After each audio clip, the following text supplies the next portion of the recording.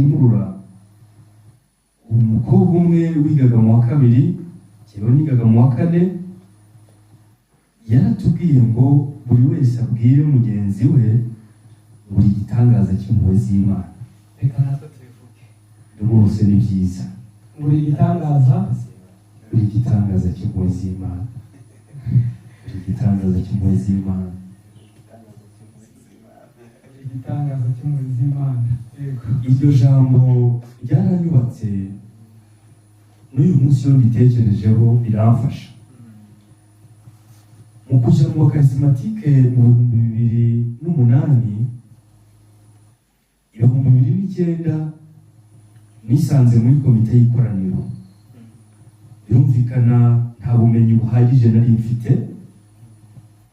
bituma haje urugendo rw'isenderezwa nisanga muri bamwe bagomba kurukurikira. Narukurikiye niyita inshuti y'urugendo, batubwiraga ko bibaho bati ushobora gukurikira inyigisho ntuzasenderezwe. Narukurikiye mu kigo cy'ishuri, dutangira turi abantu 17, hasenderezwa abantu 11. Muri abo 11 nanjye nari ndimo. Kuva icyo gihe ntangira nkunda abakarismatike. Narangije kwiga ndi umukarismatike, cyokora nakirwa n'itsinda ryari rimaze kuvuka muri za mbuto Berger yatubwiraga ryivugurwa muri uwo mutagatifu. Ni itsinda ryitwa Unité des Jeunes Charismatiques, mu magambo ahinnye IGC, ryavukiye muri diocese ya Kibungo. Uyu munsi ni naho rikorera n'igice cya Archdiocese ya Kigali.